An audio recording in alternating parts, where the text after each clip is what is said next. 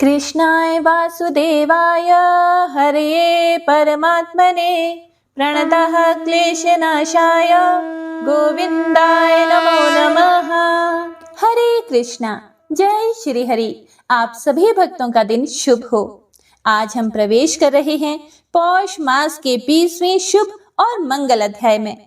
भगवान श्री हरि विष्णु आपके मन, बुद्धि और जीवन में विवेक, शांति और शुभ कर्म का प्रकाश भर दें। बहुत पुराने समय में विंध्य पर्वत की तलहटी में एक आश्रम था, निर्मलाश्रम। इस आश्रम में एक असाधारण बात थी। वहां कोई गुरु नहीं था, कोई शिष्य नहीं था। केवल एक ही वस्तु थी, एक नील रंग की बंद पुस्तक जो पत्थर पर रखी हुई थी। लोग कहते थे कि इस पुस्तक को खोलने का अधिकार केवल उस व्यक्ति को मिलता है जिसके मन में पूर्ण शांति हो। जो भी खोलने जाता, पुस्तक कठोर पत्थर जैसी रहती, किसी से नहीं खुलती। एक दिन एक साधारण मनुष्य आया जिसका नाम था अर्णव। ना वह ज्ञानी था, ना वह तपस्वी था और ना ही वह कोई ऋषि था। वह साधारण गृहस्थ था जो जीवन की परेशानियों से घिर गया था। उसका मन अशांत था। घर में कलह, क्लेश, बच्चों में चिंता और स्वयं का हृदय भी बड़ा भारी था। वह शांत जीवन की खोज में निर्मला आश्रम पहुंचा। पुस्तक को देखा और आह भरकर बोला, काश मेरे जीवन में भी थोड़ी सी शांति आ जाए। उसकी बात सुनकर नील पुस्तक के पृष्ठ स्वयं कांपे। अर्णव चकित हो गया। उसने पुस्तक को छुआ और पहली बार वह धीरे से खुल गई। जिसके पहले पृष्ठ में उसने बस एक ही वाक्य लिखा था, शांति बाहर ढूंढने से नहीं, भीतर स्वीकार करने से मिलती है। अर्णव ने पढ़ते ही अपने अंदर एक हल्की सी रोशनी महसूस की। दूसरा पृष्ठ खोला। उसमें लिखा था, क्रोध दूसरों पर नहीं, अपने मन की असहायता पर उठता है। अर्णव को लगा कि जैसे उसके भीतर के वर्षों पुराने धुएं हवा में उड़ गए हों। जब उसने तीसरा पृष्ठ खोला, वह खाली था, केवल एक दर्पण जैसा चमकता पृष्ठ। अर्णव ने उसमें अपना चेहरा देखा, पर उसमें वह भयभीत व्यक्ति दिखाई नहीं दिया जो आश्रम में आया था।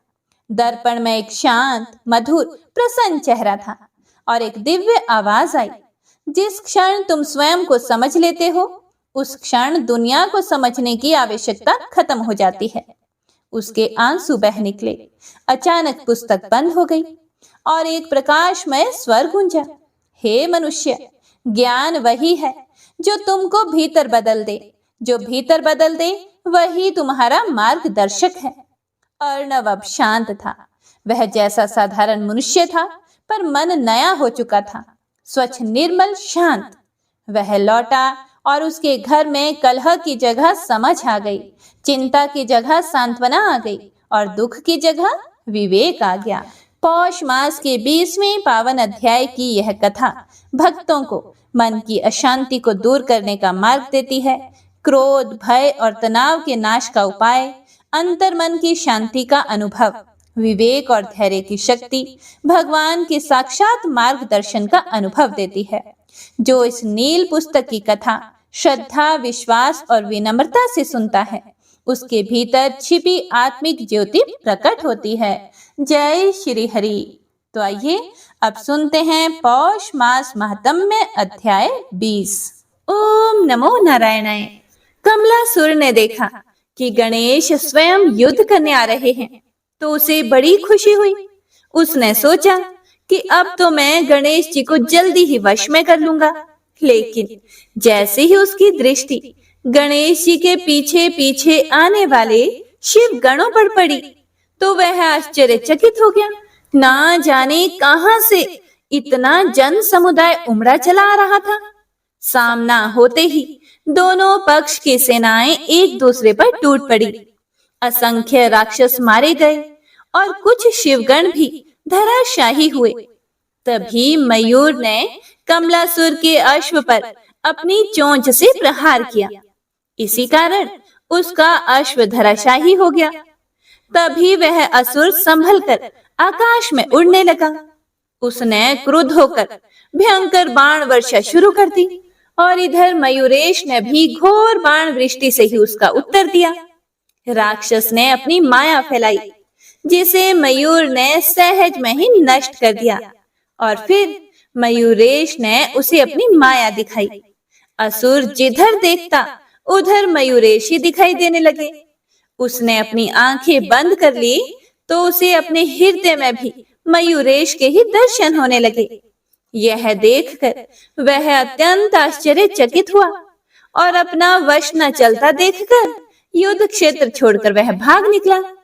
जब देवताओं ने यह देखा तो वे उसे पकड़ कर ले आए और बोले, हे राक्षस, तू जाता कहाँ है? कायरों के समान भाग कर दैत्य कुल को अपयश का भागी ना बना, युद्ध कर। विवश कमलासुर फिर से युद्ध करने लगा। उसने घोर गर्जना की और अनेक प्रकार के तीक्ष्ण अस्त्र शस्त्र लेकर वह प्रहार करने लगा। उसने फिर से विविध प्रकार की माया रची, किंतु मायानाथ के सामने उसकी एक भी माया नहीं चली। समस्त माया देखते देखते विलीन हो जाती और अंत में मयूरेश ने त्रिशूल से उसके मस्तक पर प्रहार किया, जिससे उस राक्षस का मस्तक कटकर भीमा नदी के दक्षिणी तट पर जा गिरा। राक्षसों की विशाल सेना नष्ट हो चुकी थी और चारों तरफ मयूरेश्वर का जय जय घोष हो रहा था।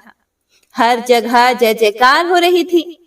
प्रसन्न हुए उमा महेश्वर ने अपने पुत्र का अभिनंदन किया और देवगण और मुनिगण प्रसन्न होकर उनकी स्तुति करने लगे। आकाश से फूलों की वर्षा होने लगी।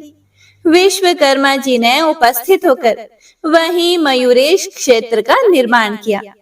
हे प्रिय भक्तों, सुंदर नगर बसाया गया तथा सभी के रहने की समुचित व्यवस्था की गई।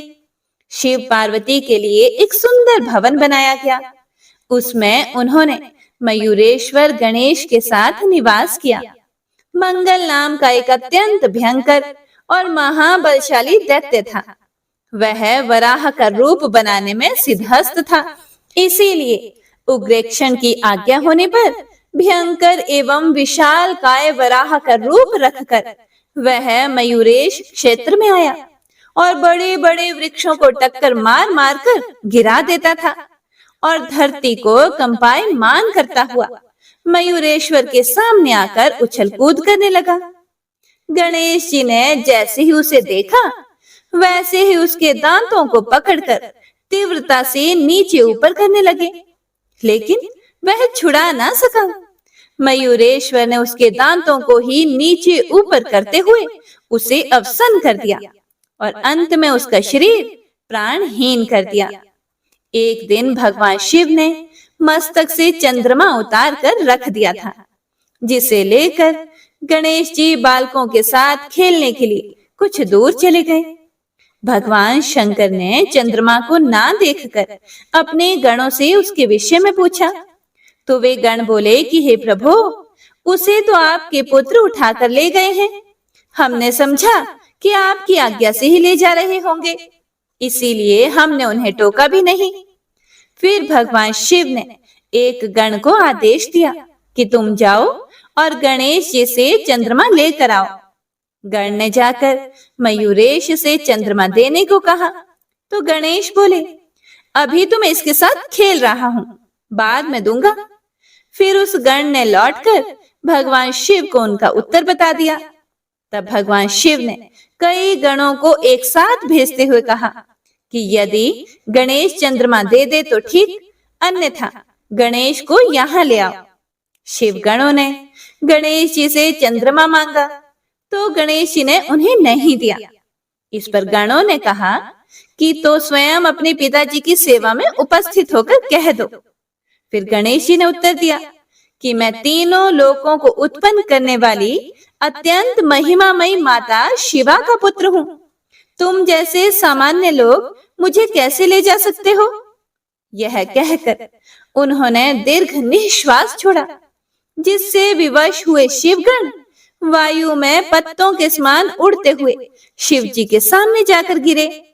उनकी दशा देखकर भगवान शिव को बड़ा क्रोध आया। फिर भगवान शिव ने प्रथमादि गणों को आज्ञा दी कि जाओ गणेश को पकड़ कर लाओ। प्रमथादि गण ने आज्ञा पालनार्थ गणेश जी से जाकर कहा कि हे मयूरेश्वर, आपके पिता आपको बुलाते हैं, आप तुरंत चलिए। इस पर अस्वीकृति सूचक सिर हिला दिया। गणेश जी ने उन्हें मना कर दिया। फिर गणों ने कहा कि हम आपको बलपूर्वक ले चलेंगे। गणेश जी ने उनका उपक्रम देखा तो उन्हें मोहित कर स्वयं अंतर्ध्यान हो गए। अब वे वन वन में जाकर उनकी खोज करने लगे। उन्हें कभी तो गणेश जी दिखाई दे जाते और कभी दौड़ते हुए अदृश्य हो जाते। इस प्रकार वे गण जब बहुत अधिक थक गए तब गणेश जी एक स्थान पर जाकर बैठ गए और गणों की पकड़ में आ गए। लेकिन गणेश जी ने अपना भार अधिक बढ़ा दिया।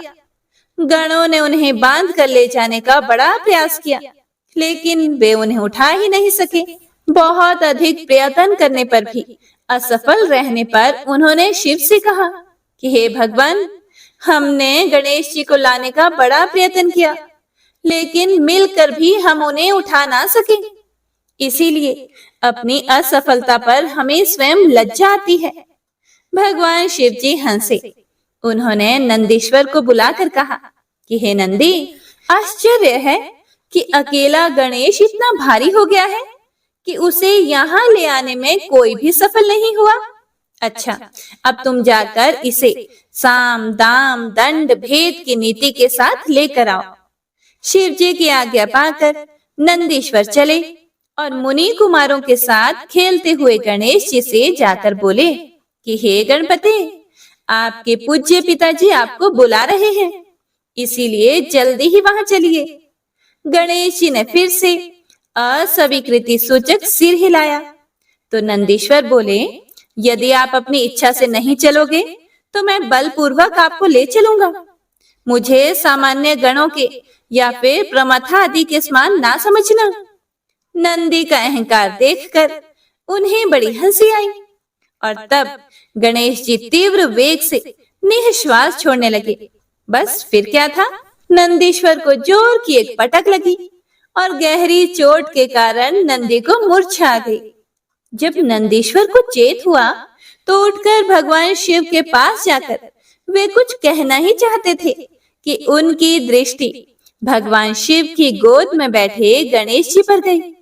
उनके पास चंद्रमा नहीं था, वह तो भगवान शिव के भाल पर ही सुशोभित था। लज्जित नंदी ने शिव जी से निवेदन किया कि हे प्रभु, आपके यह पुत्र आपके ही समान महिमावान हैं। आज से हम इन्हें भी अपना स्वामी मानते हैं। तभी समस्त शिवगण उनकी स्तुति करने लगे और जय घोष करने लगे। गणेश्वर गणपति गणराज की जय, गणेश की जय, मयूरेश्वर की जय हो। मयूरेश्वर की 13वीं वर्षगांठ थी। गौतम आदि ऋषियों ने वहां आकर इंद्र याग करवाया। तभी वहां कल विकल नामक 2 राक्षस आकर अनेक प्रकार के उपद्रव करने लगे। उन्होंने भैंसे का प्रचंड रूप धारण किया हुआ था। गणराज ने उनके मस्तक पर वज्र के समान मुक्के का प्रहार किया, जिससे वे अत्यंत व्याकुल होकर धरती पर गिर गए और रक्त वमन करते हुए इह लीला से मुक्त हो गए। इंद्रयाग में गणेश जी ने देवराज इंद्र की उपेक्षा कर उन असुरों को मारा था। पहले तो इंद्र अपनी उपेक्षा का कारण नहीं समझ सके, लेकिन असुरों के मारे जाने पर उन्हें अपनी भूल का आभास हुआ और उन्हें मयूरेश्वर की स्तुति कर प्रसन्न किया। इस प्रकार अब गणेश जी 15 वर्ष के हो गए। इस आयु तक वे अनेकों राक्षसों का संहार कर चुके थे। इस कारण उनकी ख्याति चारों तरफ फैल गई थी। उनके अद्भुत कर्मों को देखकर देवगण प्रसन्न हो रहे थे। उनकी विवाह योग्य अवस्था देखकर जगजननी पार्वती जी ने एक दिन भगवान शिव से निवेदन किया कि हे प्रभु, गणेश अब विवाह योग्य प्रतीत होता है, इसीलिए कोई सुंदर सुशील और गुणवती कन्या देखकर इनका विवाह कर देना चाहिए। शिव जी ने कहा, हे प्रिय, मैं भी यही सोचता था, परंतु यह बाधा सम्मुख है कि इसके समान गुण वाली कन्या की खोज कहाँ की जाए। यह विचार चल ही रहा था कि महर्षि नारद जी वीणा बजाते हुए वहां पहुंचे। माता पार्वती ने और भगवान शिव ने उनका खूब स्वागत सत्कार करके उन्हें बैठने को श्रेष्ठ स्थान दिया। तभी भगवान शिव ने कहा, हे देवऋषि, आज तो आपके दर्शन बहुत समय के बाद हुए हैं। नारद जी बोले कि हाँ प्रभु, कुछ इधर आना ही नहीं हुआ। फिर आप तो त्रिसंध्या क्षेत्र में निवास कर रहे थे, अचानक ही उस स्थान को छोड़कर यहाँ चले आए। ब्रह्मदेव ने आपके यहाँ होने की बात मुझे बताई तो मैं सेवा में उपस्थित हो गया। इसी प्रकार बातचीत चलने लगी। तभी भगवान शिव बोले कि हे मुनिवर, मयूरेश अब विवाह योग्य प्रतीत होता है। इसके अनुकूल कोई गुणवती कन्या बताने की कृपा करें। फिर देव ऋषि बोले कि ब्रह्मा जी ने इसीलिए तो मुझे यहाँ भेजा है। उनकी 2 कन्याएं हैं, सिद्धि और बुद्धि, सब प्रकार से सुयोग्य, अत्यंत सौंदर्यमयी और गुणों के कहने ही क्या। मेरा निवेदन है कि गणेश जी के लिए आप उन दोनों कन्याओं को स्वीकार करने की कृपा करें। यह सुनकर शिव शिवा दोनों ही अत्यंत प्रसन्न हुए। विवाह की तिथि निश्चित हुई और दोनों ओर से निमंत्रण पत्र भेजे जाने लगे। चारों तरफ आनंद छा गया। देवगण, ऋषिगण, शिवगण और मुनि कुमार सभी प्रसन्न हो उठे। समय पर वर यात्रा की तैयारी शुरू हुई। बारात बड़ी विचित्र थी। सभी देवता अपने अपने अद्भुत वाहनों पर सवार होकर चल दिए। इंद्र ऐरावत पर, शिवा शिव जी नंदी पर तथा गणेश जी मयूर पर बैठे थे। पवन देव ने पुष्पों का यान जैसा बनाया और उस पर बैठकर उड़ चले। समस्त बाराती समुदाय मस्ती में झूम रहा था। यह वर यात्रा गंडकी नगर की ओर जाने वाले रास्ते से जा रही थी। बीच में 7 करोड़ दैत्यों का एक शिविर लगा था। वर यात्रा के विशाल जन समूह को देखकर असुरों को बड़ा कौतूहल हुआ। वे बोले कि कौन हो तुम लोग, कहाँ के रहने वाले हो और जा कहाँ रहे हो। समूह में से कुछ ने बताया कि हम मयूरेश क्षेत्र में रहते हैं। ब्रह्मा जी की पुत्रियों का विवाह है, वहां बारात लेकर जा रहे हैं। असुर बड़े उदंड और युद्ध प्रिय थे। फिर वे असुर बोले कि क्या दैत्यराज उग्रेक्षण की आज्ञा है तुम्हारे पास? क्या तुम नहीं जानते कि उनकी आज्ञा के बिना कोई जन समूह इधर से उधर हलचल नहीं कर सकते, चाहे वह वर यात्रा हो या फिर तीर्थ यात्रा। देवगणों ने समझाते हुए कहा कि यह कोई ऐसा कार्य नहीं है जिसके लिए दैत्यराज की अनुमति आवश्यक होती। इसीलिए तुम व्यर्थ ही शुभ कार्य में विघ्न मत डालो। उद्धत दैत्य सेनापति बोला कि बकवाद ना करो, हमको जैसा आदेश है वही हम करेंगे। यहाँ से आगे बढ़ने का विचार तुम छोड़ दो और चुपचाप यहाँ से वापस लौट जाओ। गणराज को उसकी उदंडता अच्छी नहीं लगी।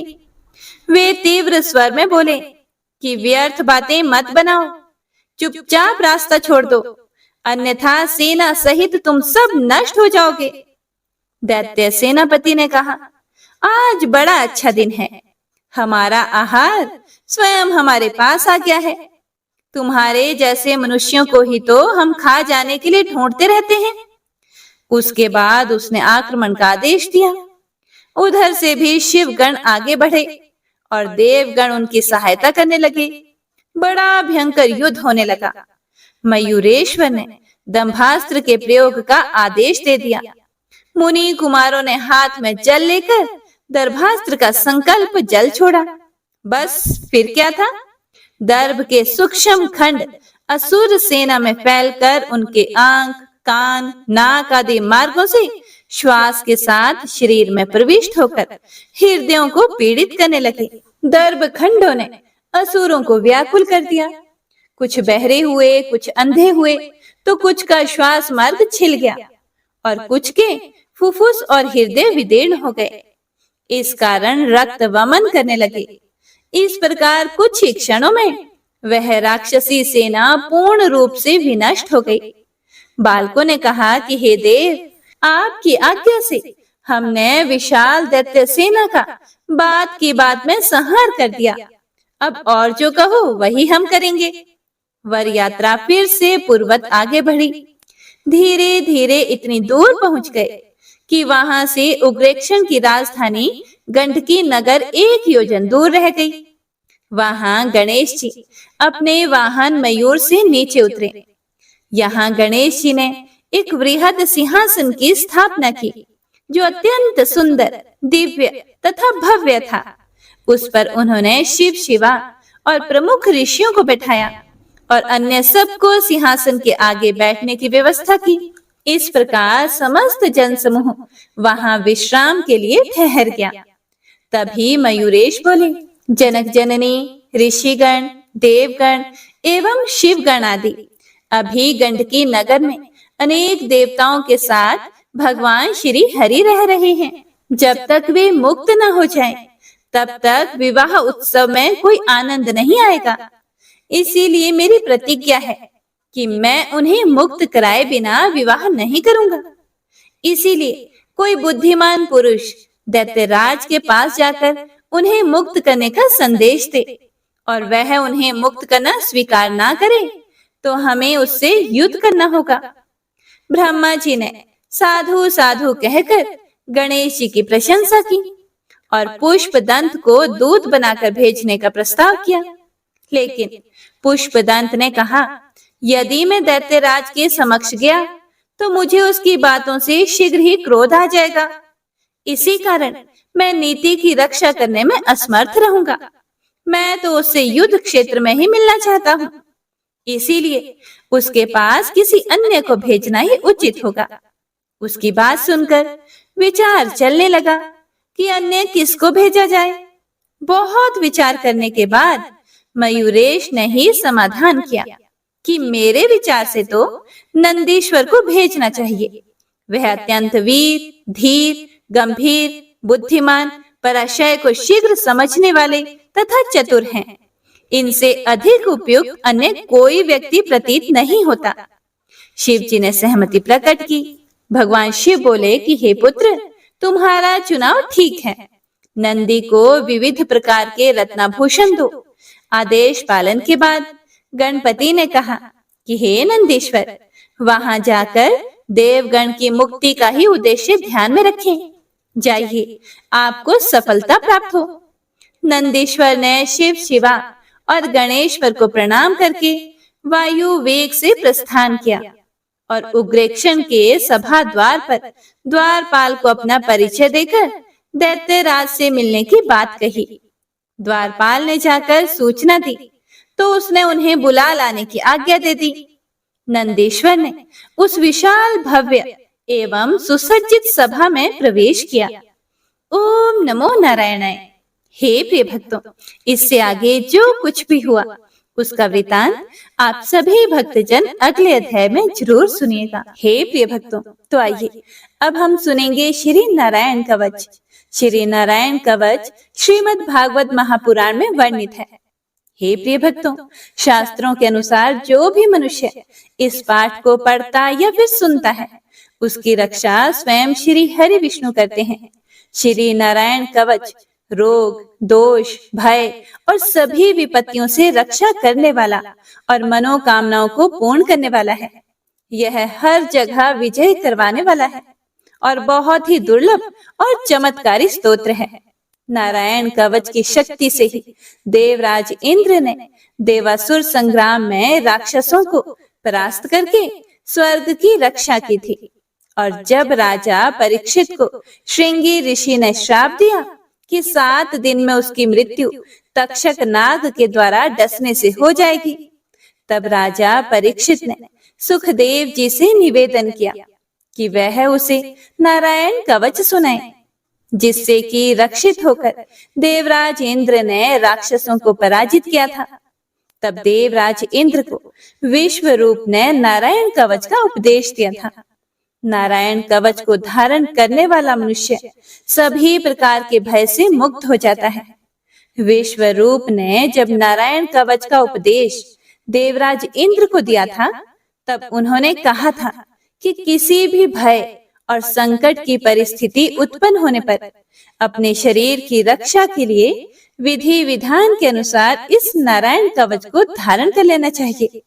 नारायण कवच धारण करने वाला मनुष्य सभी प्रकार के भय से मुक्त हो जाता है। यह प्रकट और गुप्त हर प्रकार के शत्रुओं से रक्षा करने वाला है। हे प्रिय भक्तों, अब आज के समय में जबकि परिस्थिति ऐसी है कि लोग किसी भी समय कहीं पर भी दुर्घटना का शिकार हो जाते हैं, ऐसी परिस्थिति में अगर प्रतिदिन नारायण कवच का पाठ पढ़ा जाए या फिर सुना जाए तो हर प्रकार से भगवान श्री हरि विष्णु रक्षा करते हैं। अब इस पाठ का श्रवण करने से पहले श्री हरि नारायण का ध्यान करके और ओम नमो नारायणाय इस प्रकार से उच्चारण करके इस पाठ का श्रवण करते हैं। आप सभी भक्त भी अपने मन में प्रेम से बोलिए ओम नमो नारायणाय। भगवान श्री हरि गरुड़ जी की पीठ पर अपने चरण कमल रखे हुए हैं। अणिमा आदि 8 सिद्धियां उनकी सेवा कर रही हैं। 8 हाथों में शंख, चक्र, ढाल, तलवार, गदा, बाण, धनुष और पाश धारण किए हुए हैं। वे ही ओमकार स्वरूप प्रभु सभी प्रकार से सब ओर से मेरी रक्षा करें। मत्स्य मूर्ति भगवान जल के भीतर जल तंतुओं से और वरुण के पाश से मेरी रक्षा करें। माया से ब्रह्मचारी रूप धारण करने वाले वामन भगवान स्थल पर और विश्व रूप श्री त्रिविक्रम भगवान आकाश में मेरी रक्षा करें। जिनके घोर अट्टहास करने पर सब दिशाएं गूंज उठी थी और गर्भवती दैत्य पत्नियों के गर्भ गिर गए थे। वे दैत्य युद्ध पतियों के शत्रु भगवान नृसिंह किले, जंगल, रणभूमि आदि विकट स्थानों में मेरी रक्षा करें। अपनी दाढ़ों पर पृथ्वी को उठा लेने वाले यज्ञ मूर्ति वराह भगवान मार्ग में परशुराम जी पर्वतों के शिखरों और लक्ष्मण जी के सहित भरत के बड़े भाई भगवान रामचंद्र प्रवास के समय मेरी रक्षा करें। भगवान नारायण मारण, मोहन आदि भयंकर अभिचारों और सब प्रकार के प्रमादों से मेरी रक्षा करें। ऋषि श्रेष्ठ नर गर्व से, योगेश्वर भगवान दत्तात्रेय योग के विघ्नों से और त्रिगुणाधिपति भगवान कपिल कर्म बंधन से मेरी रक्षा करें। परम ऋषि सनत कुमार कामदेव से, हयग्रीव भगवान मार्ग में चलते समय देव मूर्तियों को नमस्कार आदि ना करने के अपराध से, देव ऋषि नारद सेवा अपराधों से और भगवान कच्छप सब प्रकार के नरकों से मेरी रक्षा करें।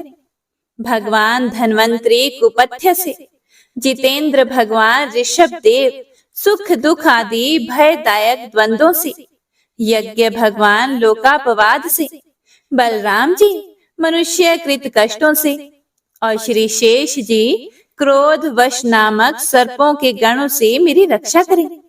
भगवान श्री कृष्ण द्विपायन व्यास जी अज्ञान से तथा बुद्ध देव पाखंडियों से और प्रमाद से मेरी रक्षा करें। धर्म रक्षा करने वाले महान अवतार धारण करने वाले भगवान कल की पाप बहुल कलिकाल के दोषों से मेरी रक्षा करें। प्रातः काल भगवान केशव अपनी गदा लेकर कुछ दिन चढ़ जाने पर भगवान गोविंद अपनी बांसुरी लेकर, दोपहर के पहले भगवान नारायण अपनी तीक्ष्ण शक्ति लेकर और दोपहर को भगवान विष्णु चक्र राज सुदर्शन लेकर मेरी रक्षा करें।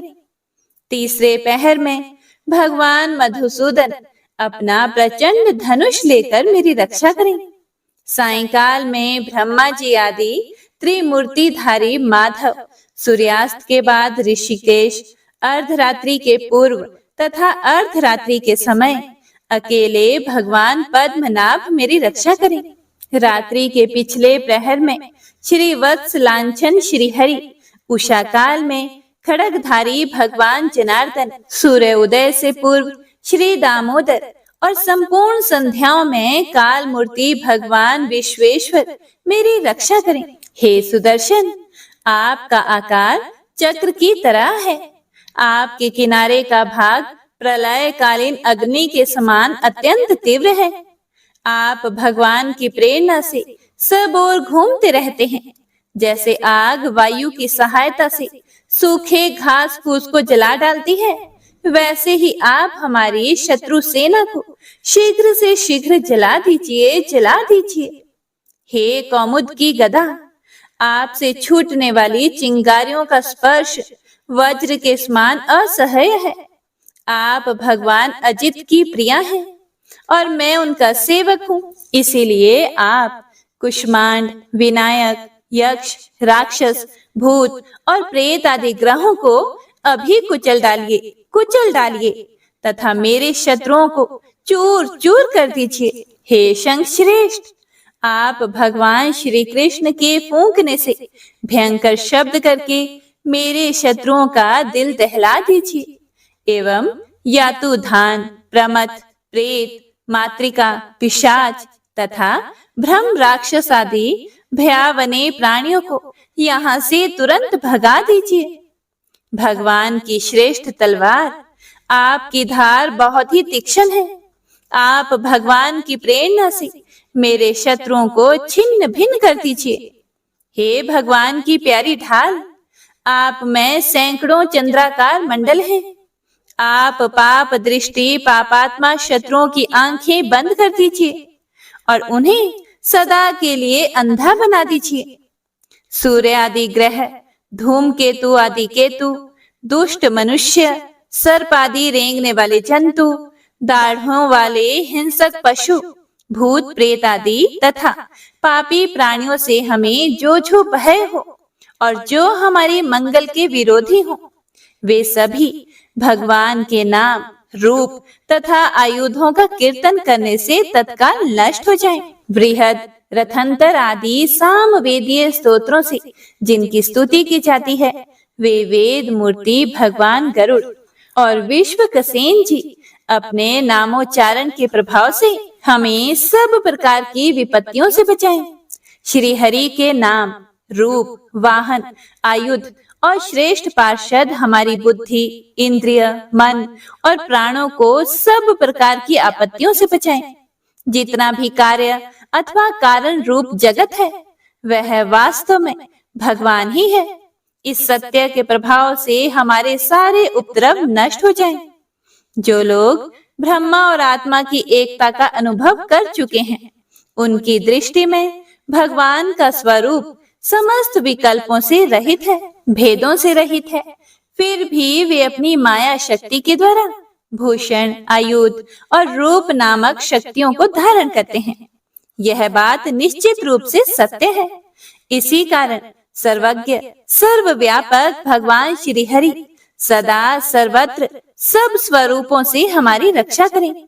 जो अपने भयंकर अट्टहास से सब लोगों के भय को भगा देते हैं और अपने तेज से सबका तेज ग्रस लेते हैं, वे भगवान नृसिंह दिशा विदिशा में नीचे ऊपर बाहर भीतर सब ओर से हमारी रक्षा करें। हे देवराजेंद्र, मैंने तुम्हें यह नारायण कवच सुना दिया है। इस कवच से तुम अपने आप को सुरक्षित कर लो, बस फिर तुम अनायास ही सब दैत्य युद्धपतियों को जीत लोगे। इस नारायण कवच को धारण करने वाला पुरुष जिसको भी अपने नेत्रों से देख लेता है अथवा पैर से छू देता है, तत्काल समस्त भयों से वह मुक्त हो जाता है। और जो इस वैष्णवी विद्या को धारण कर लेता है, उसे राजा, डाकू, प्रेत, पिशाच आदि और बाघ आदि हिंसक जीवों से भी कभी किसी प्रकार का भय नहीं होता। हे देवराज, प्राचीन काल की बात है, एक कौशिक गोत्रीय ब्राह्मण ने इस विद्या को धारण करके योग धारणा से अपना शरीर मरुभूमि में त्याग दिया। अब जहां उस ब्राह्मण का शरीर पड़ा था, उसके ऊपर से एक दिन गंधर्वराज चित्ररथ अपनी स्त्रियों के साथ विमान पर बैठकर निकले। वहां आते ही वे नीचे की ओर सिर किए विमान सहित आकाश से पृथ्वी पर गिर पड़े। इस घटना से उनके आश्चर्य की सीमा न रही।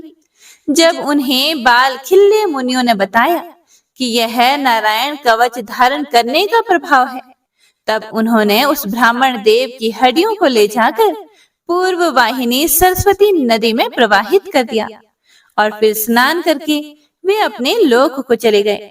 श्री सुखदेव जी आगे कहते हैं, हे परीक्षित, जो भी पुरुष इस नारायण कवच को समय पर सुनता और आदर पूर्वक इसे धारण करता है, उसके सामने सभी प्राणी आदर से झुक जाते हैं और वह सब प्रकार के भयों से मुक्त हो जाता है।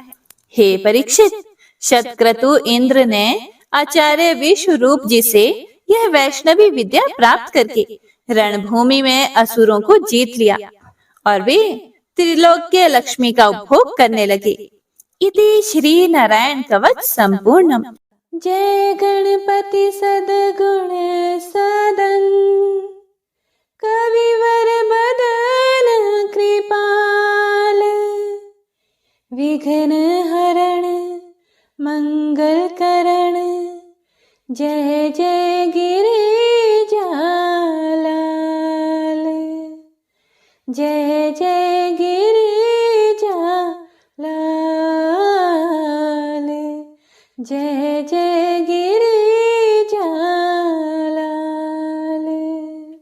जय जय जय गणपति गणराजो, मंगल भरण करण शुभ काजो, जय गज बदन सदन सुखदाता, विश्व विनायक बुद्धि विधाता, वक्रतुंड शुच शुंड सुहावन, तिलक त्रिपुंड भाल मन भावन, राजित मणि मुक्त नूर माला, स्वर्ण मुकुट शिर नयन विशाला, पुस्तक पाणि कुठार त्रिशूलम, मोदक भोग सुगंधित फूलम, सुंदर पीतांबर तन साजित, चरण पादुका मुनि मन राजित, धन शिव सुवन षडानन भ्राता, गौरी ललन विश्व विधाता, रिद्धि सिद्धि तव चवर सुधारे, मूषक वाहन सोहत द्वारे, कहूँ जन्म शुभ कथा तुम्हारी, अति शुचि पावन मंगलकारी, एक समय गिरिराज कुमारी, पुत्र हेतु तब किन्हो भारे, भयो यज्ञ जब पूर्ण अनुपा, तब पहुँच्यो तुम धरि द्विज रूपा, अतिथि जानी कई गौरी सुखारी, बहुविधि सेवा करी तुम्हारी, अति प्रसन्न हवै वर दिन्हा, मातु पुत्र हित जो तप किन्हा, मिलहि पुत्र तुहि बुद्धि विशाला, बिना गर्भ धारण यही काला, गणनायक गुण ज्ञान निधाना, पूजित प्रथम रूप भगवाना, अस कहि अंतर्धान रूप वही, पलना पर बालक स्वरूप वही, बनी शिशु रुदन जब ही तुम ठाना, लखी मुख सुख नहीं गौरी समाना, सकल मगन सुख मंगल गावही, नभते सूरन सुमन वर्षावही, शंभु माँ बहुदान लुटावही, सुर मुनि जन सुत देखन आवही, लखियति आनंद मंगल साजा, देखन भी आए शनि राजा, निज अवगुण गुणी शनि मन माही, बालक देखन चाहत नाही, गिरजा कछु मन भेद बढ़ायो, उत्सव मोर न शनि तुहि भायो, कहन लगे शनि मन सकुचाई, का करि हऊ शिशु मोहि दिखाई, नहीं विश्वास उमा और भयऊ, शनि सो बालक देखन कहयो, पड़ते ही शनि दृग कोण प्रकाशा,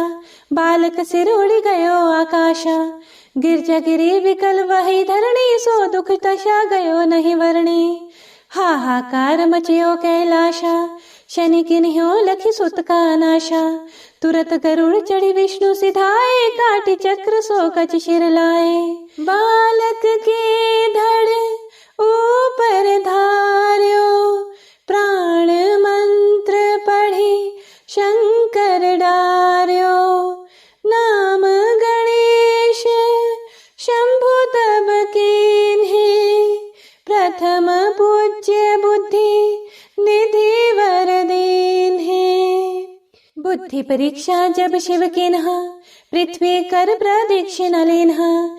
चले षडानन भरमि भुलाए, रचे बैठ तुम बुद्धि उपाय। चरण मातु पितु के धर लिन्हे, तिनके साथ प्रदक्षिण किन्हे। धनी गणेश कहि शिव ही हर्षे, नभते सुरन सुमन बहु बरसे। तुम्हारी महिमा बुद्धि बढ़ाई, शेष सहस मुख सकै न गाई। मैं मतिहीन मलिन दुखारी, करहूँ कौन विधि विनय तुम्हारी। भजत राम सुंदर प्रभु दासा, जग प्रयाग ककरा दुर्वासा। अब प्रभु दया दीन पर कीजे, अपनी भक्ति शक्ति कछु दीजे। श्री गणेश यह चालीसा, पाठ करे धर ध्यान। नित नव मंगल गृह बसे, लहे जगत सन्मान। संबंध अपने सहस्त्र दश, ऋषि पंचमी दिनेश। पूर्ण चालीसा भयो, मंगल मूर्ति गणेश। मंगल मूर्ति गणेश। मंगल मूर्ति गणेश। प्रेम से बोलिए गणपति महाराज की जय।